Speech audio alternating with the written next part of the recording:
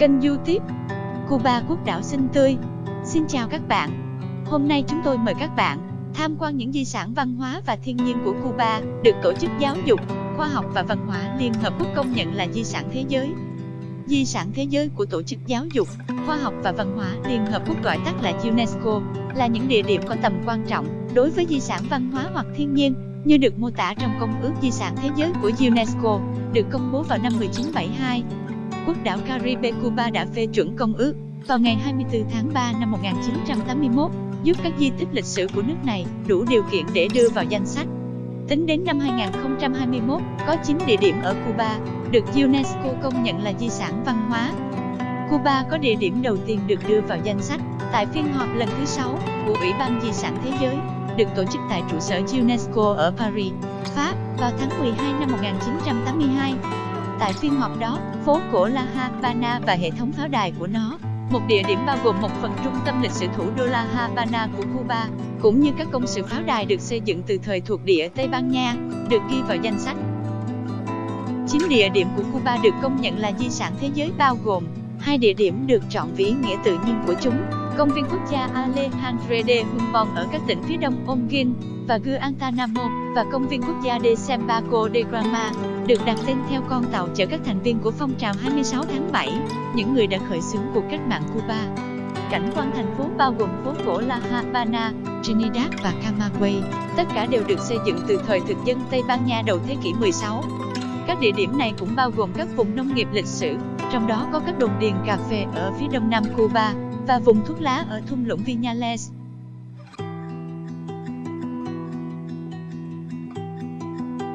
Chúng ta cùng tìm hiểu chi tiết về các di sản thế giới của Cuba nhé. Thứ nhất, phố cổ La Habana và hệ thống pháo đài của nó. Phố cổ La Habana được xây dựng vào năm 1519 bởi thực dân Tây Ban Nha, phát triển để trở thành một trong những trung tâm đóng tàu chính của vùng Caribe vào thế kỷ 17. Thành phố cổ được xây dựng theo phong cách Baroque và Tân cổ điển. Các địa danh lịch sử ở phố cổ La Habana bao gồm La Cabaña, nhà thờ La Habana và nhà hát lớn La Habana. Thứ hai, Trinidad và thung lũng Ingenious. Thành phố Trinidad được thành lập vào đầu thế kỷ 16. Năm 1518, Hernán Cortés bắt đầu chuyến thám hiểm chinh phục Mexico từ cảng Trinidad.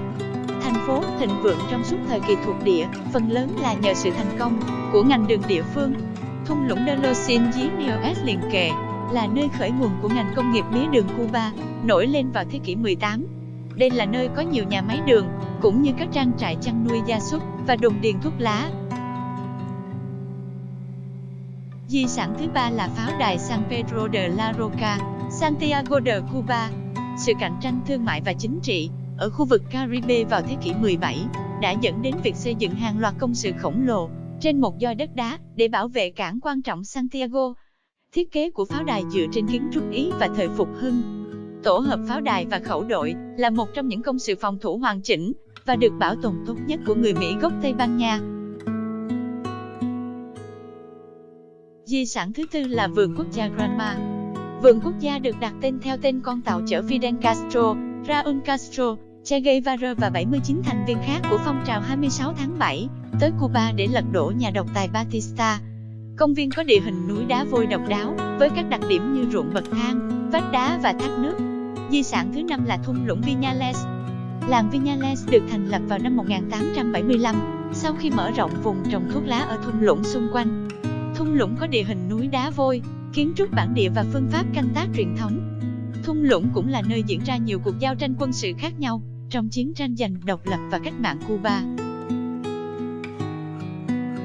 Di sản thứ 6 là cảnh quan khảo cổ của những đồn điền cà phê đầu tiên ở đông nam Cuba.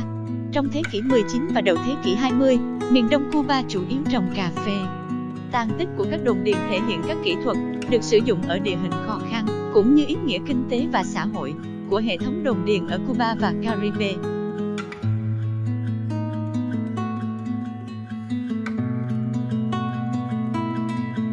Di sản thứ 7 là vườn quốc gia Alejandro de Humboldt. Các con sông bắt nguồn từ vùng cao, nằm trong số những con sông lớn nhất của vùng đảo Caribe. Vườn quốc gia có một loạt các loại hình địa chất. Nó có nhiều loài sinh học, bao gồm 16 trong số 28 loài thực vật đặc hữu của Cuba, cũng như các loài động vật như loài chuột trù răng khía, có nguy cơ tuyệt chủng. Di sản thứ 8 là Trung tâm lịch sử Cienfuegos. Cienfuegos được thành lập vào năm 1819, với tư cách là thuộc địa của Tây Ban Nha, mặc dù cư dân đầu tiên ở đây là người Pháp nhập cư. Nó trở thành một trung tâm thương mại về mía đường, thuốc lá và cà phê vì vị trí của nó trên vịnh Cienfuegos. Do được hình thành vào thời kỳ thuộc địa sau này, nên kiến trúc mang nhiều ảnh hưởng hiện đại hơn, bao gồm cả những ý tưởng hiện đại về quy hoạch đô thị. Di sản thứ 9 là Trung tâm lịch sử Camagüey. Camagüey là một trong 7 ngôi làng đầu tiên, được người Tây Ban Nha thành lập ở Cuba, định cư lần đầu tiên vào năm 1528.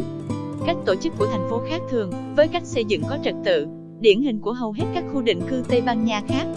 Phong cách giống như mê cung này, chịu ảnh hưởng từ những ý tưởng châu Âu thời Trung Cổ, và phương pháp xây dựng truyền thống của những người thợ xây và công nhân xây dựng nhập cư sớm. Video có sử dụng tư liệu và hình ảnh của Tổ chức Giáo dục, Khoa học và Văn hóa của Liên Hợp Quốc.